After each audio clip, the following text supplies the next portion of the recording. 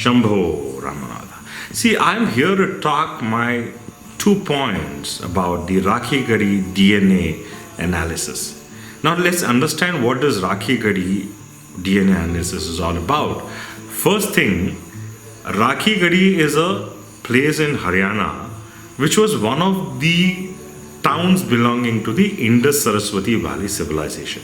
I call it Indus Saraswati Valley civilization because even though the Saraswati river doesn't flow there anymore, we have enough references to understand that the civilization that flourished 5,000 years back was influenced by the two river systems, because what we see as Punjab today also carries the waters of the old Saraswati river, and we see through satellite mapping the dried up river valley of Saraswati, and a very small river called Ghagar also flows even today into the sea, but it is not.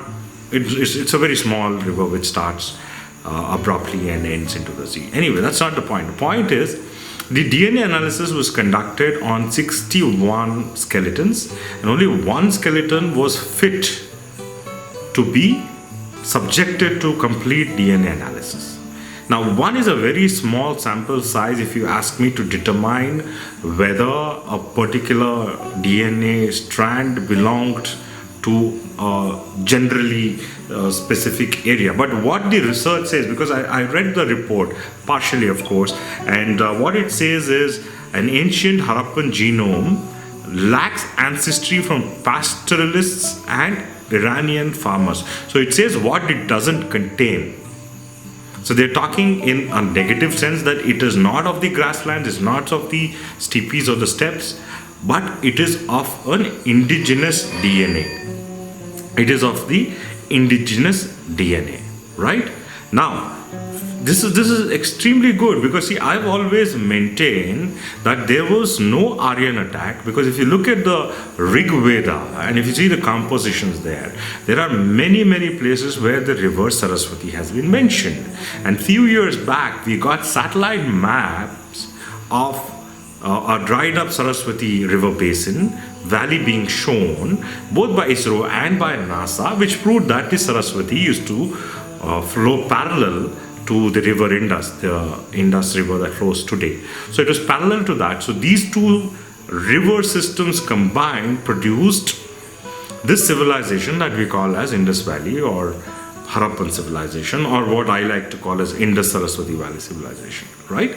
Now that we have evidence that the Rig Veda was written or was composed in this area, in this geographical boundary, then doesn't that mean that the Aryans were indigenous of this place? That's the first point. The second point being, one is a very small sample to conclude on any of this. Number three, see, what I would like to emphasize is this: the whole Aryan and Dravidian concepts, the words themselves are political in nature. They were written by historians of Europe who had the imperial mindset. They wanted to tell the Indians that, listen, hey guys, you've been losers all around. From the beginning, the Aryans overran you, then the Muslims overran you. Now it's only natural that the European powers come and capture you, because you have always been slaves and you'll always remain slaves. Now this was a politically motivated history, but we, the modern independent Indian Indologists, historians who study India, including me, I'm also an Indologist,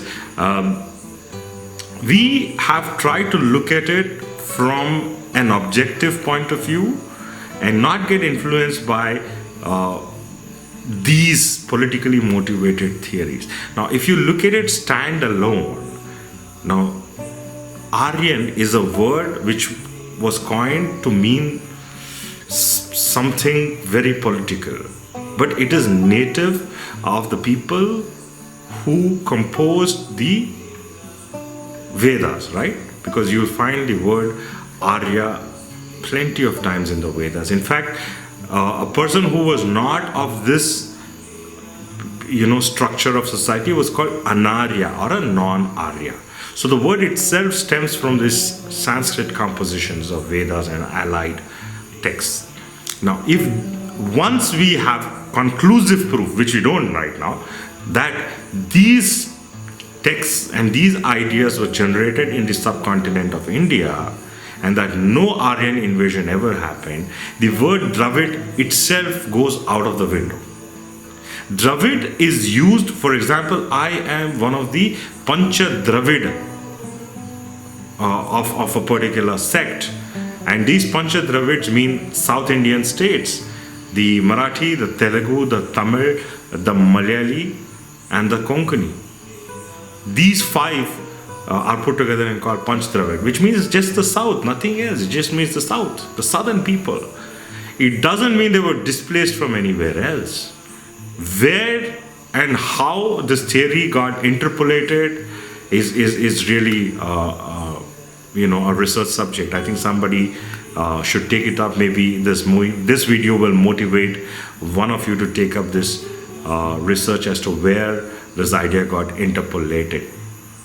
And let's not fall prey to some of the forces which want us to believe that this country is divided into two types of people. No, we have always been one, and the people who are called Aryans, or the people who made Vedas, are probably to a large extent indigenous to this piece of land. If you have any opinion on this, or if you have questions, or you want to comment something, feel free to put your words below, and I'll try to answer any queries that I can from my side. Thank you. This is Gurunath Moksha. It's been wonderful talking to you. Namaste. Jai Gurunath.